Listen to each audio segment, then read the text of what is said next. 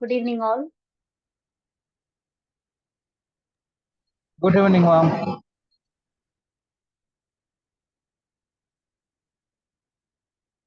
Yes, very good evening. So let's start.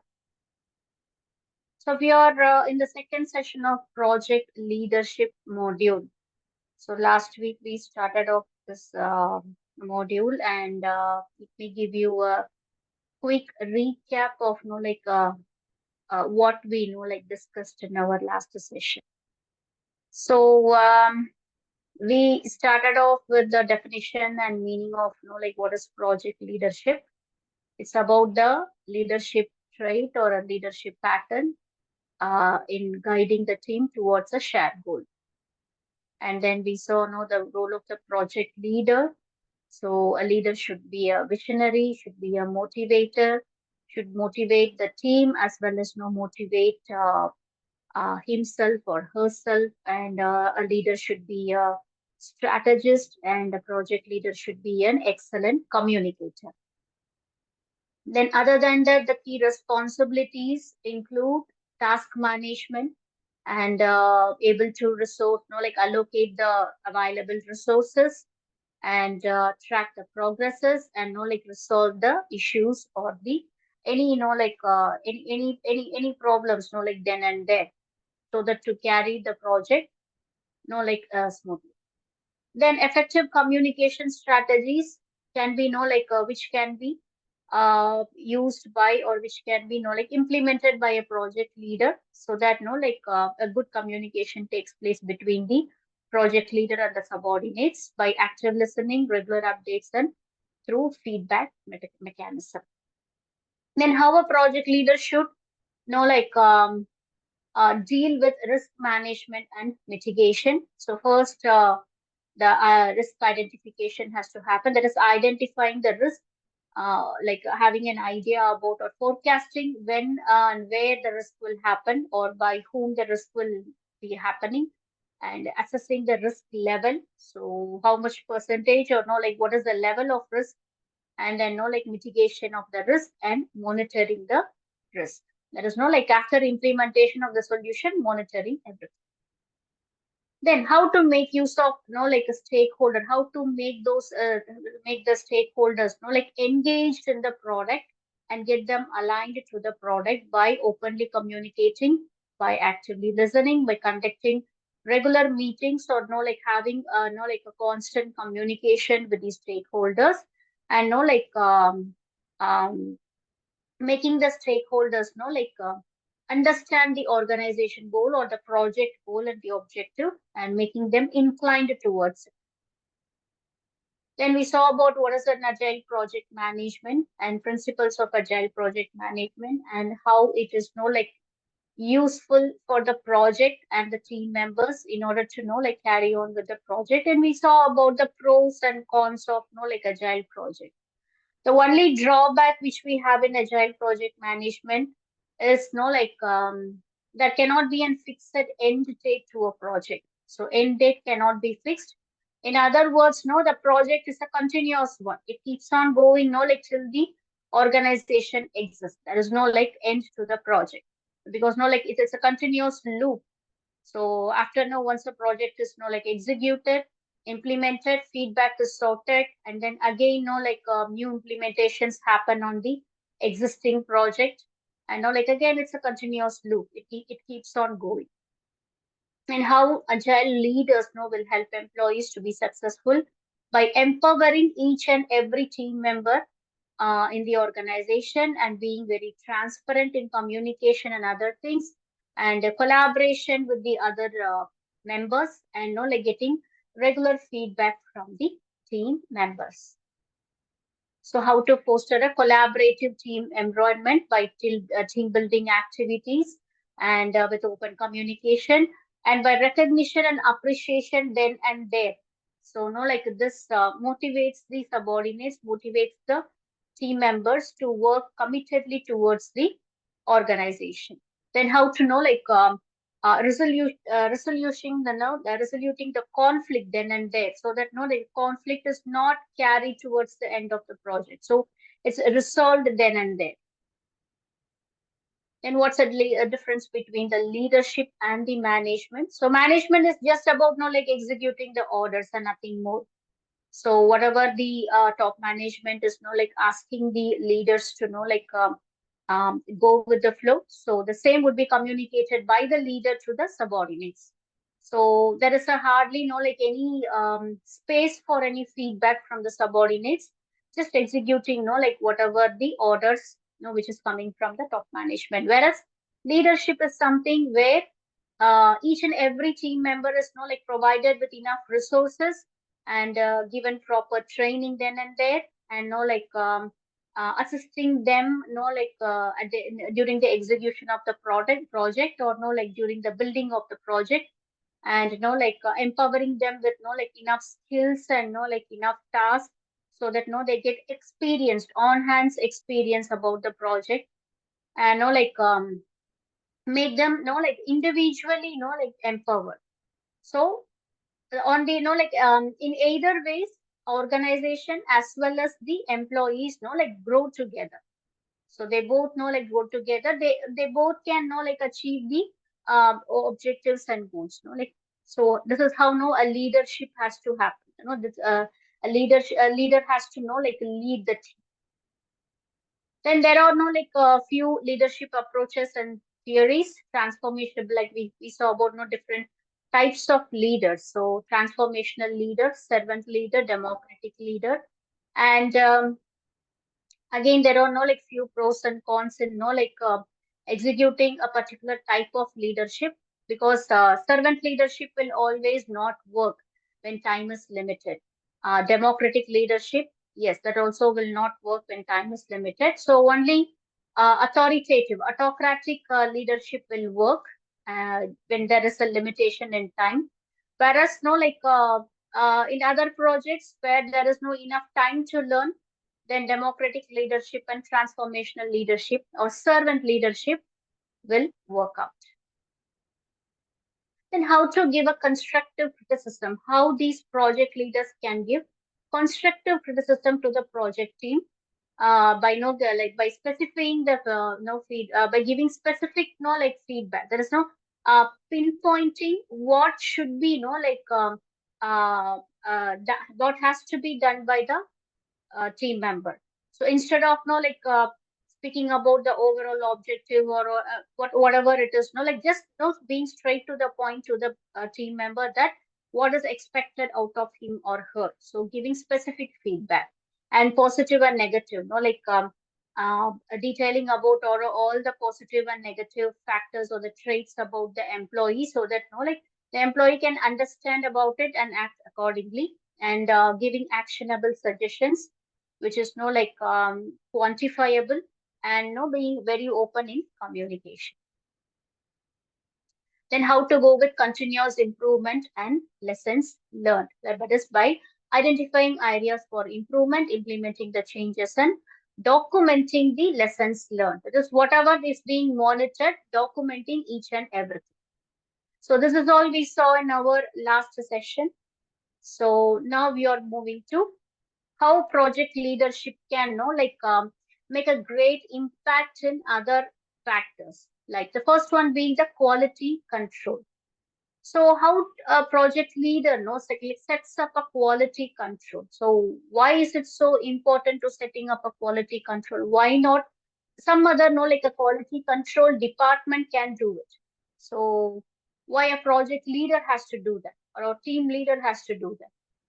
Because like by leading the team, so because the team members will listen obviously to the leaders only, so it's a responsibility of the leader to take upon this quality control as a like a mandatory factor, like at the initiation of the project itself, during the development of the project idea itself. So there should be a quality control that is like sticking on to the quality in each and every aspect of the overall project.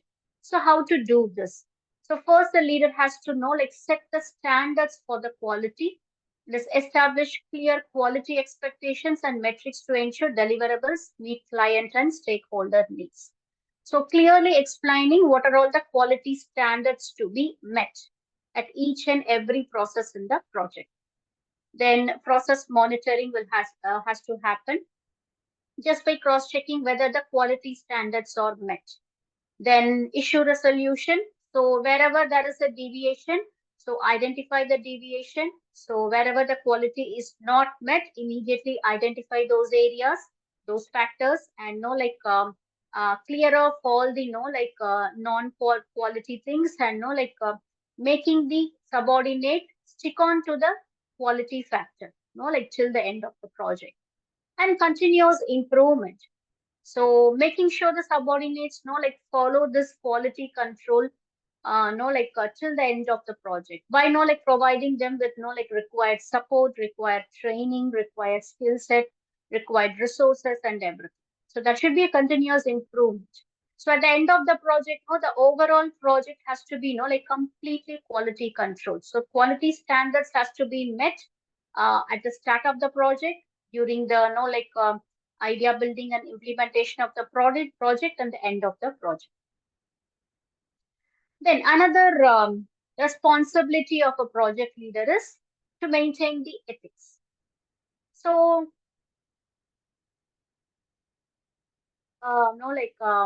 being openly spoken in the organization. So no one speaks about this is the ethics of the organization. So this is how the ethics has to be followed. So most of the organizations, it would be a silent communication.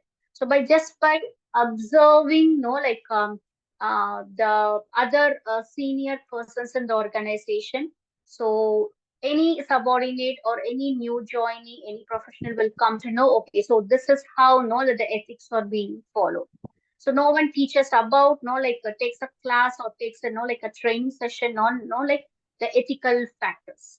So we know very well since all are professionals, where everyone knows how we have to behave in the organization, with our seniors, with our subordinates, with our colleagues and peers.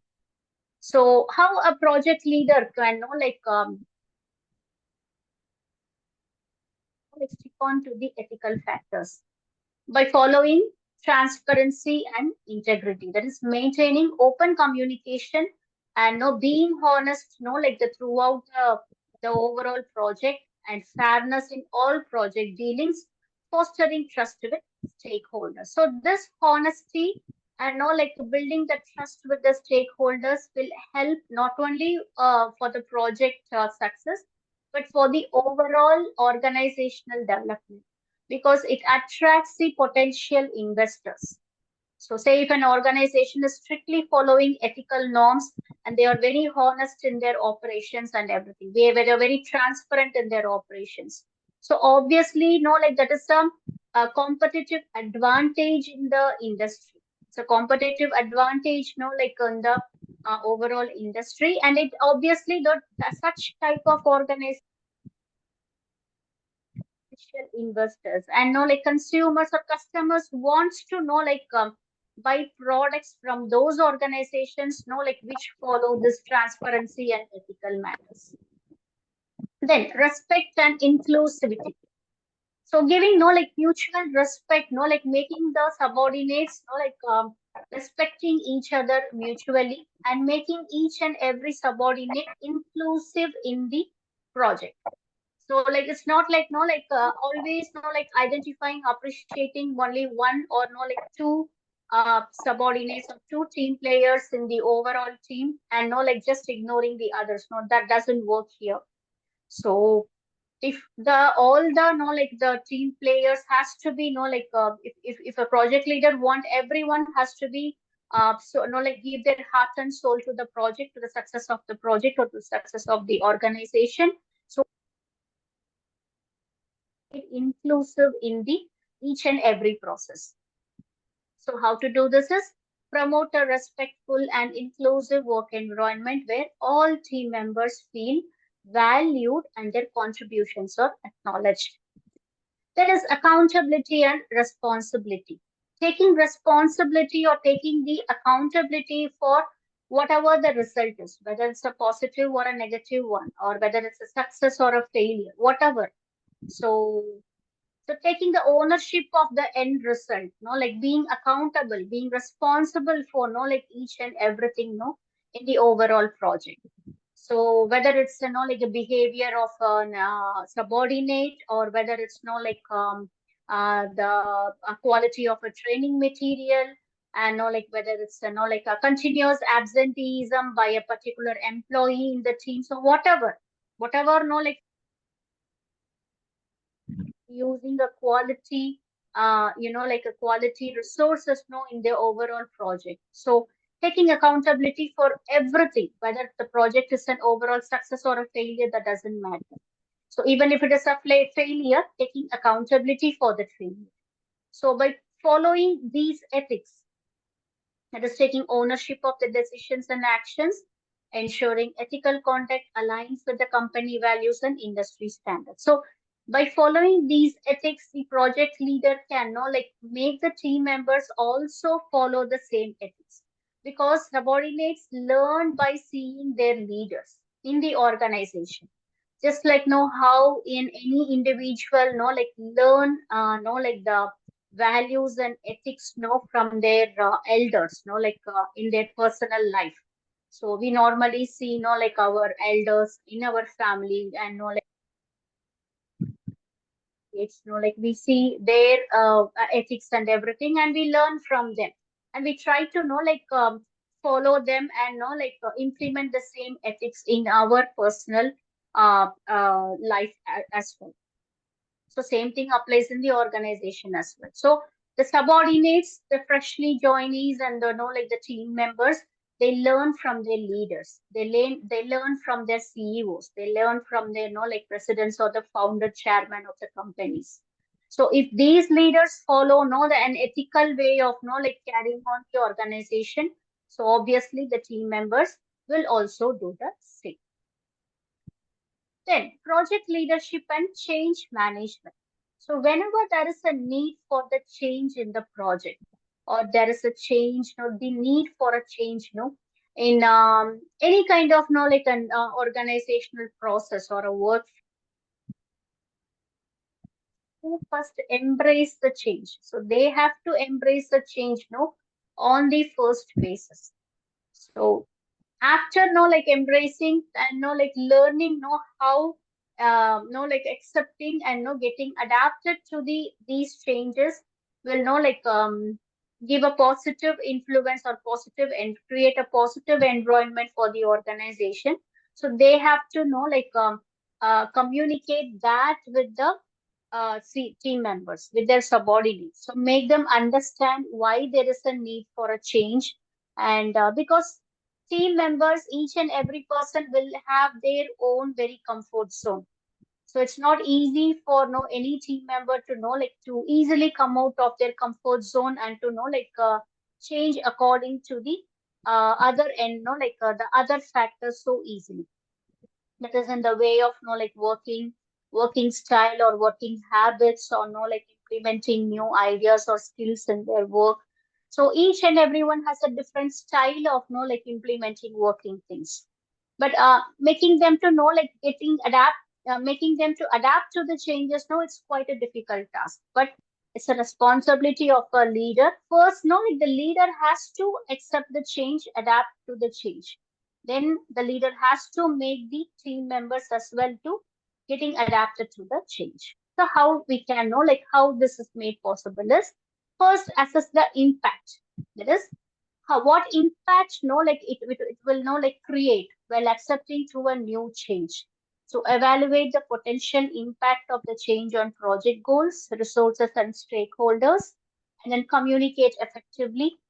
Then plan and implement. That is, develop a phased implementation plan, not a rapid implementation plan. So overall, suddenly, the change, you cannot trust a change, to any of the project, or to any of the team member, unless and otherwise, it's an emergency case. So if it is a pre-planned one, so if it is if it is a kind of training, say a training factor which is to be given to the subordinates, then obviously it's a pre-planned one. So in that case, so plan and implement, go in a phased implementation. So go in a phase. So first phase, make them understand what the change, how the other companies are embracing the change. And in the second phase, the leaders can make the team leaders getting a knowledge about what this change is actually about. And then the third phase can be making them understand how implementing these change, getting adapted these change will create a positive impact in the subordinates professional life as well as for it is good for the organization as well. And in the fourth phase, then now they can communicate on, now the leaders can communicate about the pros and cons of adapting to the change. And the fifth phase can be making them understand what resources the company is ready to provide to them to make them adapted to these changes. So it can be in a phased implementation plan if it is a pre-planned training which is to be given, or if it if there is a necessary, if there is a a sudden urgency, then immediately it can be implemented. And then finally, monitor and adapt. That is, track the progress, address the challenges, and make adjustments as needed to ensure successful change adoption. So monitoring is a a continuous process right from the beginning, not till the end. It is a continuous process and is a great responsibility of a project leader. Then project leadership and strategic alignment. So this is about giving a goal clarity. So making strategies they keep on implementing the strategy. They keep on creating strategies, and whenever there is a need for a change, they change the strategy, or they mend the strategy and give it in a new form, or little an enhanced form of the older version or whatever. So strategies, it keeps on, arising when a project is, happening, when a project implementation or a project initiation is happening. So how a project leader can, and just make the team members understand about the strategic alignment. So how they can be made aligned with the the already set up strategy. First is goal clarity. So it's a responsibility of the leader to ensure project goals are aligned with overall organizational strategies and objectives. So any project which is happening in the organization, obviously it's going to do something good for the organization. So no project will be will be done which is something out of the organization or against the organization. So whatever project is being implemented by the organization through the organization is for the overall good for the organization. So both are so much interrelated. So the thing has to be ensured is the project goals are aligned with the overall organizational strategy. So both should be aligned. Then is resource allocation. It is prioritizing the resources and allocating them effectively to support project objectives and strategic initiatives.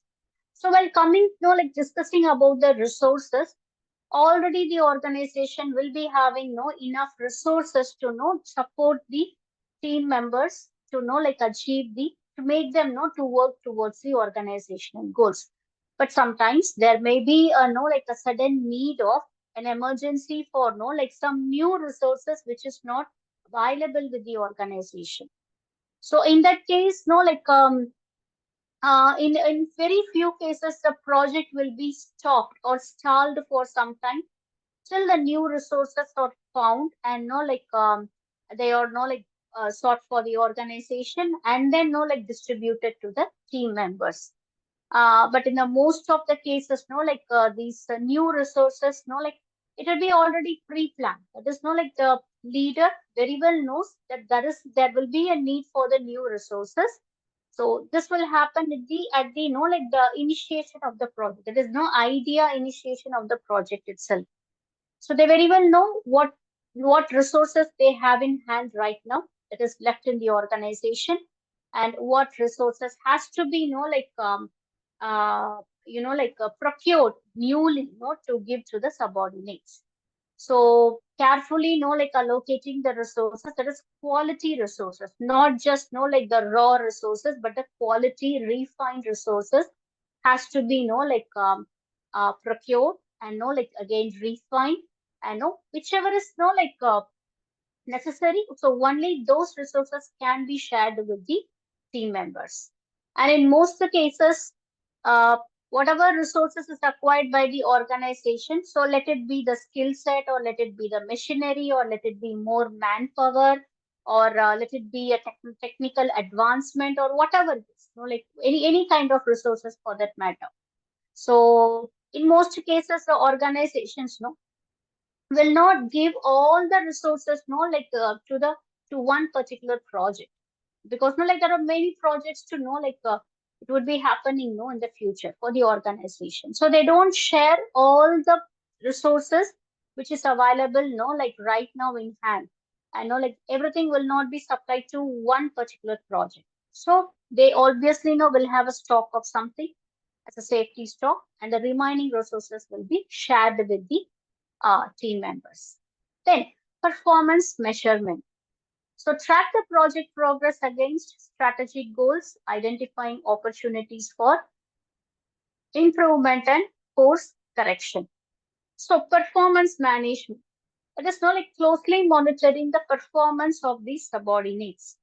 So, though all the subordinates will be given a somewhat equal task to perform based on their roles, based on their designations, or based on their skill set. So, but sometimes like each and every individual will be will be like interested with like different level of performances. So one has to be, say take an example of like an IT sector, an IT project.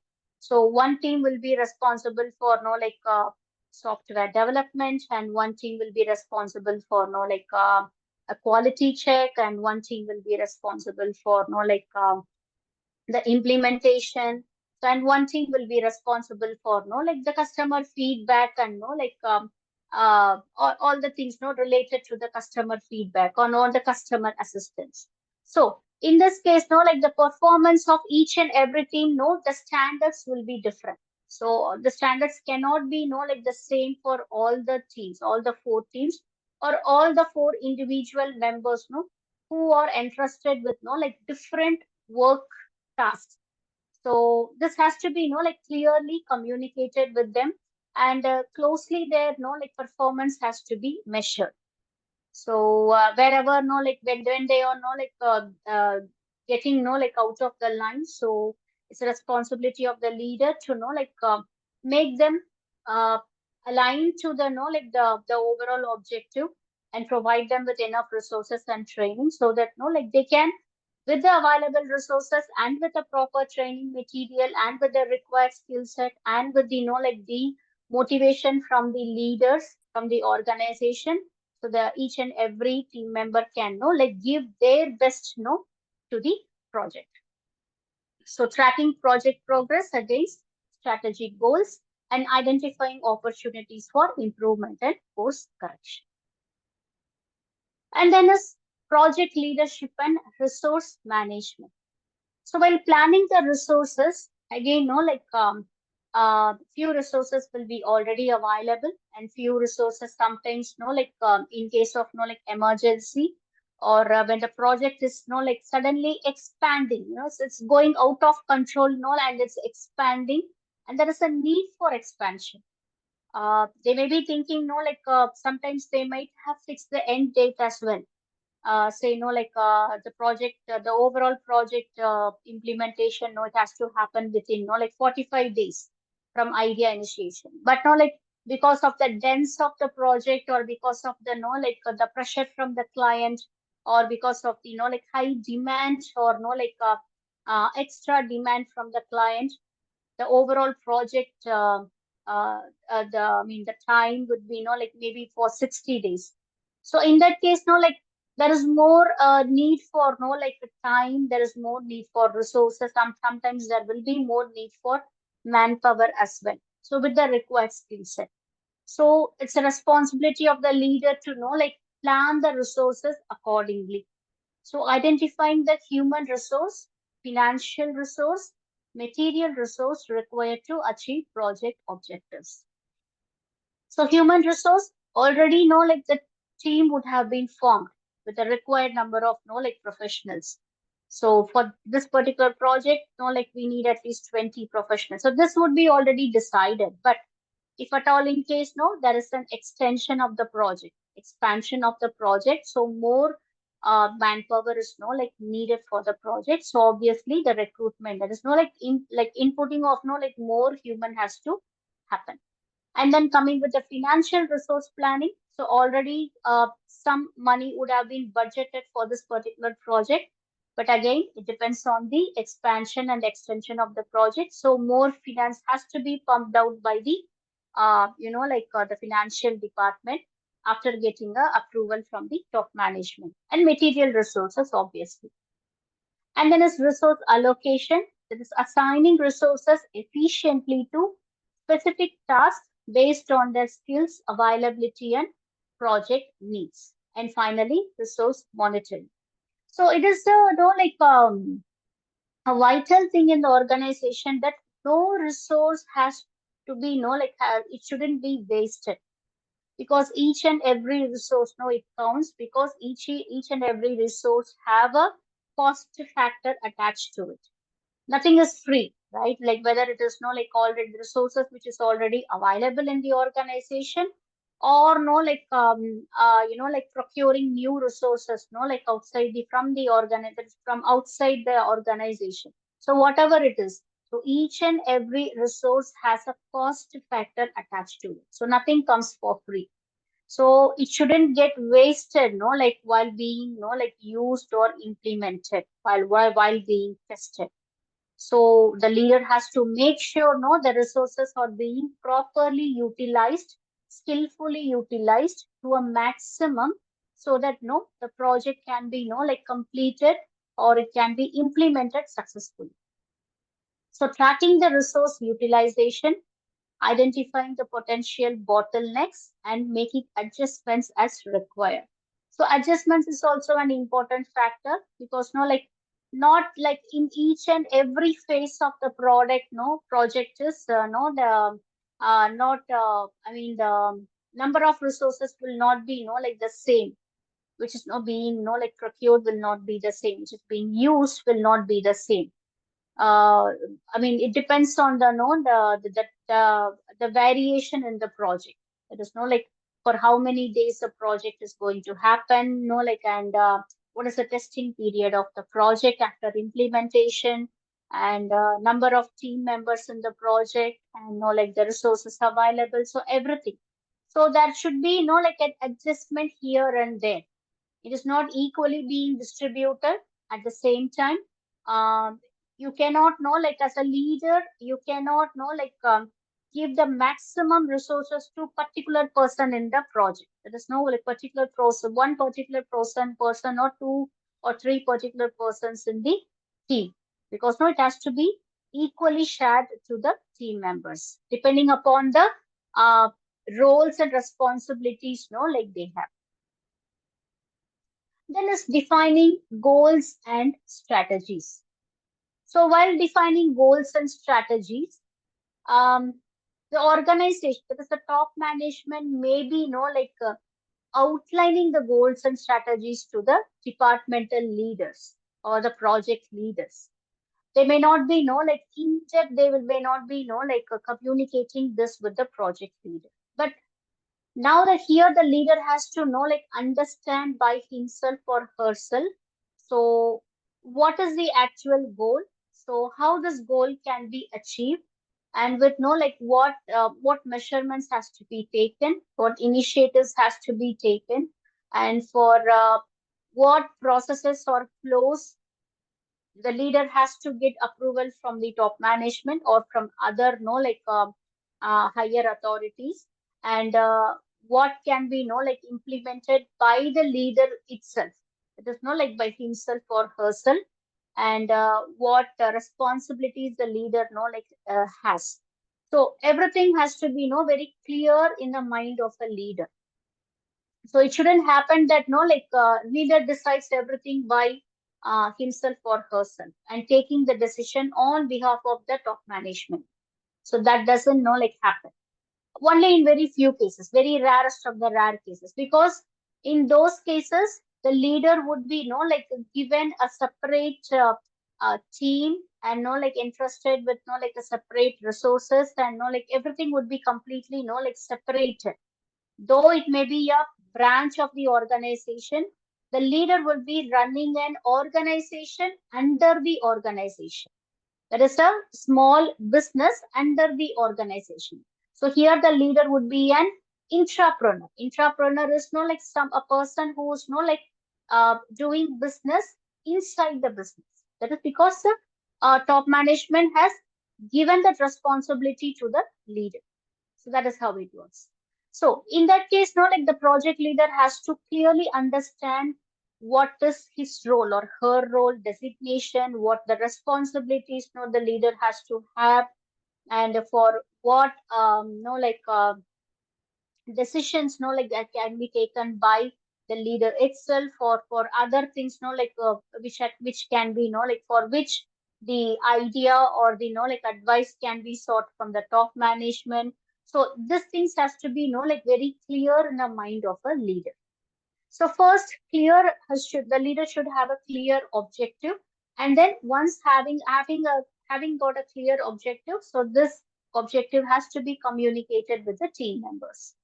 So define the specific, measurable, achievable, relevant, and time-bound project goals. So the objectives has to be measurable. It has to be quantifiable. It shouldn't be unquantifiable, because it has to happen. It shouldn't be like a myth, or it shouldn't be like a, like a fiction, which is very hard to attain, or which is hard to like complete. So it should be quantifiable one, it should be a measurable one, a specific one. It should be an achievable one by human power. With the help of like required resources, and with the like the human power. So this project has to be, the goal objective has to be an achievable one. It is to be it has to be a relevant one, and it has to be a time bound project goals. Though it is an agile project, so each agile project is like being broken down into small projects, which is called as sprints. This we have already seen.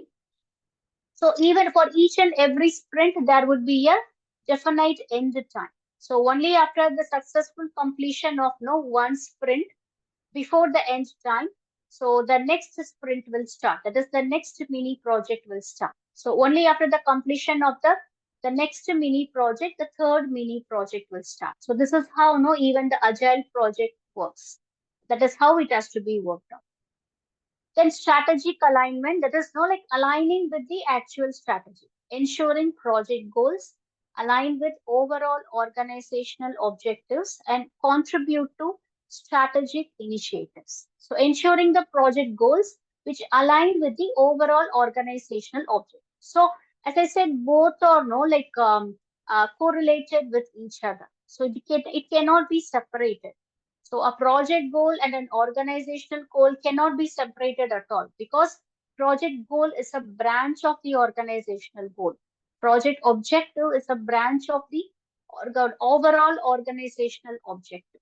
So this is just a branch.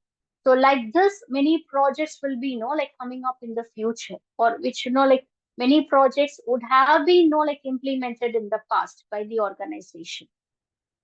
And the third one is action plan. So developing a detailed action plan outlining the tasks, timelines, responsibilities, and resources required to achieve project goals. That is how to achieve, like how to go with the action plan. So uh, in a few cases where the project leader himself or herself is an intrapreneur in the organization. So in that case, yes, decisions can be, action plans can be, taken by, outlined by the project leader himself or herself.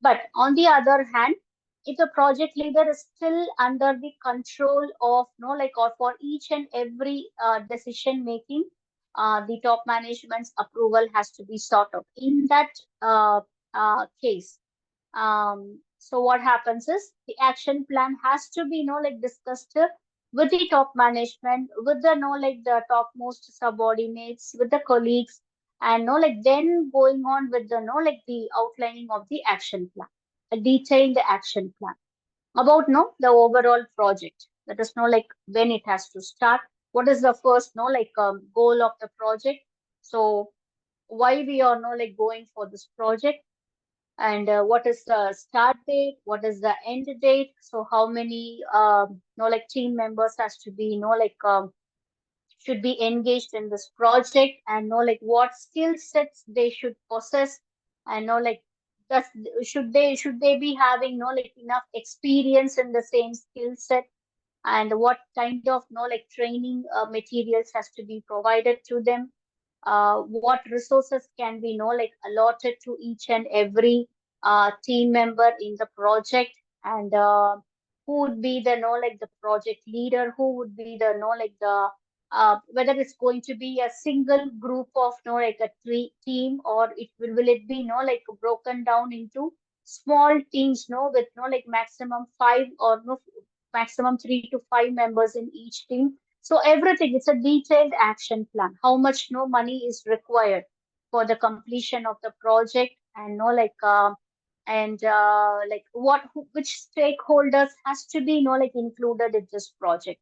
So which stakeholders inclusivity no like has to be no like done in this project. So everything, detailed action plan has to be outlined by the leader.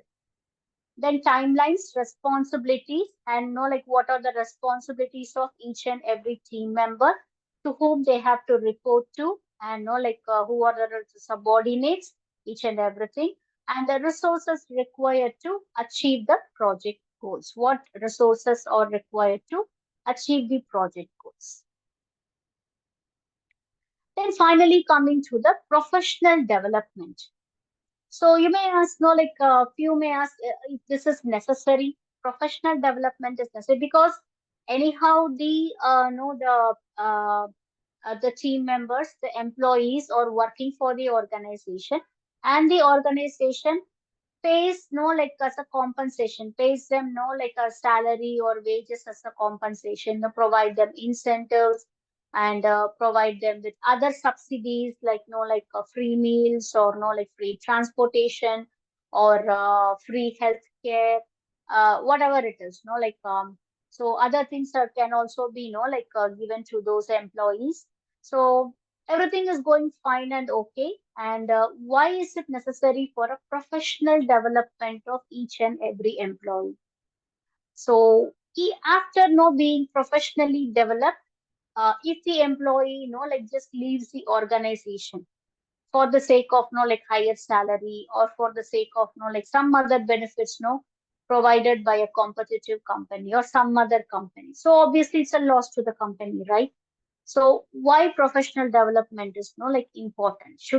Is it necessary no to develop the no like make the team members, or make the subordinates no like acquire the necessary skill sets, and should they also be professionally like develop their so as to so that like they can like see an upgrade in their career? So is it necessary?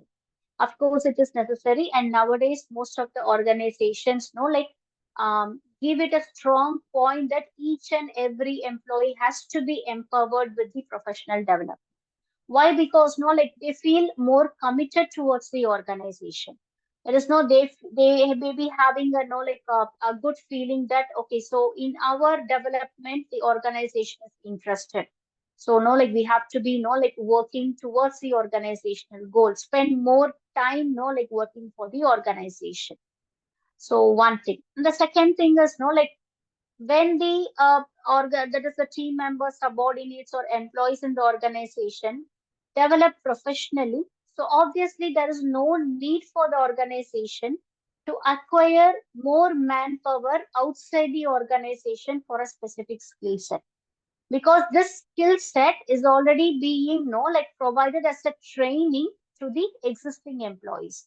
Now these employees are already like skilled in that particular skill set, so there is no need for to get external from external sources, no need to get like more employees from the external sources to perform that particular task. So the organization can completely rely on the existing employees because the existing employees are already being trained with the required skill set and required resources. So how this professional development can happen? First is by mentorship and coaching. By becoming a like a good mentor, a leader can be an excellent mentor to his or her team, and being like by being like a superb coach. So this leader can make the team members like develop professionally. So, by seeking guidance and support from experienced professionals to enhance leadership skills and to develop expertise in specific areas. So, not only making the subordinates develop professionally, but of the leader himself or herself should also be like developing professionally. Because a leader is like a very eligible candidate to take part in the top management. So, say a team leader, or it can be a departmental head, or whatever it is, or like they can be a vice president of the company, or whoever it is. Like they are eligible. They can be made. They can make themselves eligible to take part in the top management as a working partner or as a like an entrepreneur. So yeah, this is this is possible. So by like seeking guidance and like getting support from the experienced professional inside the organization, or sometimes if required from outside the organization. So these leaders can like develop the expertise in some specific areas, as well as make their team members also like develop the expertise in the required specific areas. There is training and certification. So investing in professional development programs, workshops, and certifications to stay up to date with industry trends and best practices. So training certifications, like it can be provided by the organizations itself. Say, for example, top IT companies and like the top most, what do you say, the FMCG companies, who are into the sustainable, delivering sustainable products to the customers. So they have trainings and certification programs. So they give this training certification programs to their employees, as well as like to the public as well. So why is it necessary for an organization to give like training and certifications to the no the people who are not in their system? If it is to the employees, that is fine, but why to give it to like people who are not in relate to the organization? Because like it can create a brand a name for the organization in the industry. So it gives a competitive advantage, as well as it gives a positive brand image for the organization. So in front of among in front of the law, in front of the government, in front of the political system, and in front of the consumers, customers, in front of the competitors. So this a like advantage gained by the organization. So investing in professional development programs. So these development programs, either it can be like sought from outside by like tying up with a like best like educational providers or a training providers. So these organizations can make a tie up with those training providers, and they can give the certifications. Now many organizations like the small organizations, they get tie up with the no like this SAP institutes, SAP institutes, and they provide SAP training to their employees because they want their employees to be skilled in like SAP. So for this reason, like for just for like for getting a SAP professional, the company is not ready to like take persons outside the organization. So instead, what they thought was they will like make their existing employees like get skilled in this software, application software. So now they have like tied up with like many training organizations which teaches trains staff to professionals, and like on a daily basis they the staffs are made to spend half an hour to 1 hour. So they get trained on the SAP. Likewise, many training is being given and many certifications is also provided to the employees as well as to the outside. The third one is networking and collaboration. So how a leader can network and collaborate with other leaders in the industry. So how this can happen is attending the industry events on behalf of the company and connecting with peers and collaborating on projects to expand knowledge and build professional connections. And not only that, many industrial events are being held within the organization itself. That is events are held within the organization itself in various names. So taking this as a chance, so they are making their employees know to have a a fun-filled interaction or a skill-filled interaction and making all their employees to communicate with each and everyone and to know and making them to know to get to know each other in a very a better way. So why is it so necessary? Because networking and collaboration, it makes it empowers each and every employee. It empowers each and every person in the organization. So that's why most of the companies conduct events within their organization. And sometimes they collaborate with other outside agencies for these for conducting industry events as well, and connecting with peers and collaborating on projects to expand knowledge and build professional connections. So with all these things, a leader can make himself or herself professionally develop and make the team as well to develop professionally. So in either cases, the organization is also benefited and as well as the leader and the employees in the organization, that is the team members, subordinates, so they also get benefit.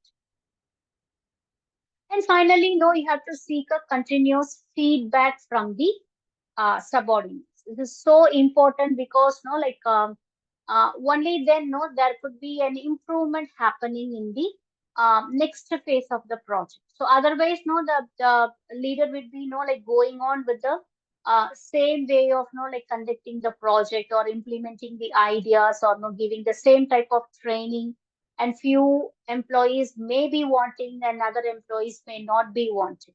So only after getting a feedback from the subordinates, team members, then the leader can understand, what actually the team members need. So whatever, is being done as of now, is that right or wrong? Or whether it was constructive or it has become a destructive one. So feedback is more important. So getting a regular reviews, that is why scheduling regular meetings with team members to gather feedback on project progress, challenges, and areas for improvement.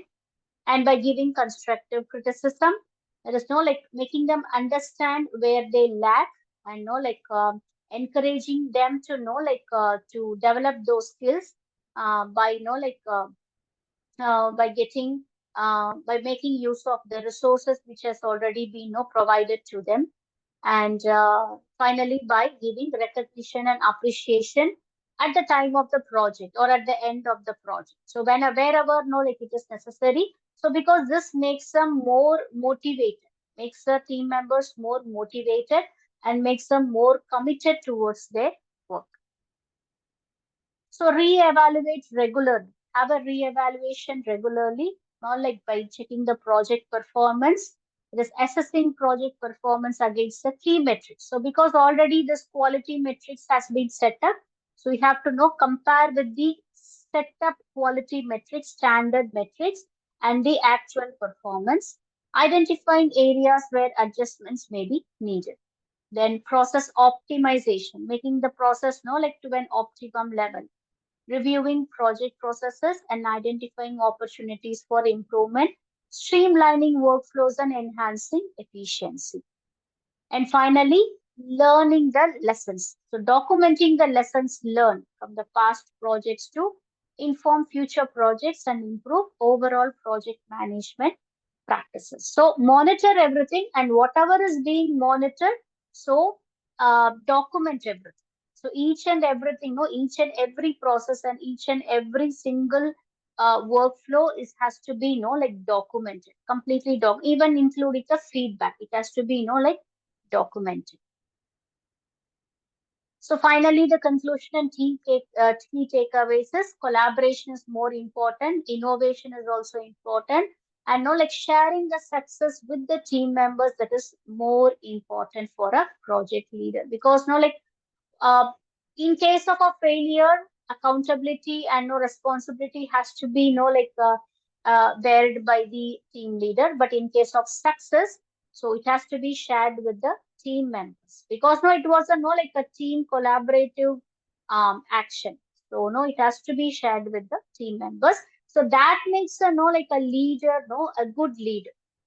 So that makes a leader to be an like a democratic leader, or not to be no like um what do you say, like a democratic leader, or to be like a secular leader. Otherwise, no, like a leader taking all the like responsibilities and no like recognition by himself or herself, for the success project success. So that is a character of an autocratic leader. So to become a like a leader who has to be followed by the team members without judging your leadership. So always go with the like a democratic leadership, the shared leadership. So always share the success with the team members. And when there is a failure, take the responsibility for the failure. So we have come to the end of the session. So if you have any questions, you can stay back for 2 minutes. And otherwise, we can meet in the next session, next week.